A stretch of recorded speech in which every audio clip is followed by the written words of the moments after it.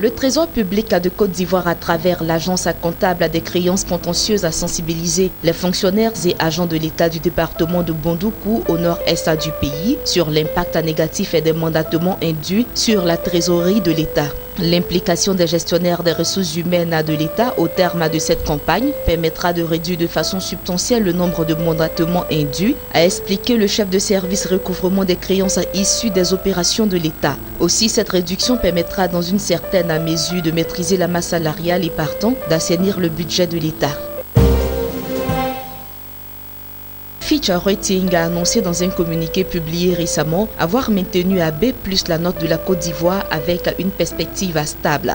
L'agence s'inquiète des risques politiques croissants, mais estime que la croissance restera élevée et que l'endettement est maîtrisé. Fitch Ratings justifie d'abord son évaluation par des faibles indices de gouvernance et de développement du pays. L'agence précise que la mauvaise gestion des finances publiques, qui s'est traduite par 2 défauts en 2001 et 2011, connaît quelques améliorations. Elle souligne également la forte dépendance du pays aux matières premières agricoles et les risques persistants concernant la stabilité politique, avec 2 épisodes de mutinerie qui font craindre d'autres soulèvements. L'agence estime que la croissance devrait s'établir en moyenne à 6,8% sur la période 2017-2019, en légère décélération par rapport à la période 2012-2016.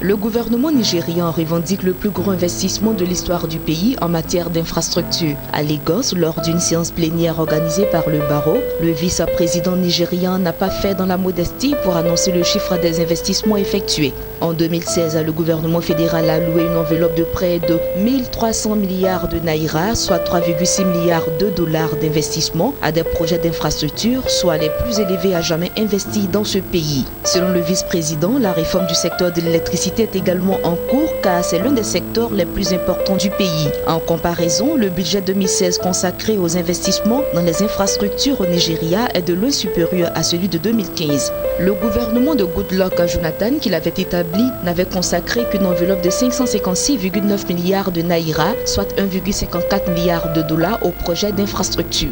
Le gouvernement actuel, quant à lui, a consacré plus de 6 millions de dollars du budget 2017 aux dépenses d'investissement dans les infrastructures, soit près du double des investissements de 2016. En 2016-2017, les exportations rwandaises de viande ont généré plus de 22 millions de dollars, soit une hausse de 30% par rapport à la valeur affichée au terme de l'exercice précédent. Une hausse qui s'explique aussi bien par la progression des volumes expédiés que par les bons prix observés au niveau du marché mondial. Selon les données de l'Office rwandais des exportations agricoles citées par News Times, alors que le stock de viande acheminée a connu une hausse de 17% en s'établissant à 6200 tonnes, le kilogramme de viande s'échangeait pour sa part à 3,67 dollars contre 3,33 dollars en 2015-2016. Les exportations de cure et peau et de lait ont aussi progressé en valeur de respectivement 6,7% et de 2% en 2016-2017. Lors du 37e sommet de la communauté de développement d'Afrique australe, le président de la BAD, Akiwumi Adesina, a appelé les dirigeants à ériger la croissance en priorité. Cela passe par une industrialisation du continent, un développement du secteur énergétique et un revirement stratégique en faveur de l'agriculture. Pour le président de la Banque africaine de développement, tous les efforts doivent être canalisés pour accélérer le développement et la croissance dans la région. En 2016, le taux de croissance de l'Afrique subsaharienne est descendu à son niveau le plus bas depuis plus de 20 ans, sous les 2%. Selon la Banque mondiale, la région montre des signes de reprise et la croissance y devrait atteindre 2,6% en 2017. Cette reprise reste néanmoins faible et la croissance économique ne devrait se situer que légèrement au-dessus de la croissance démographique. Le président de la BAD a par ailleurs souligné l'importance d'investir dans le secteur de l'agriculture afin que la région de la communauté de développement d'Afrique australe puisse accélérer sa croissance.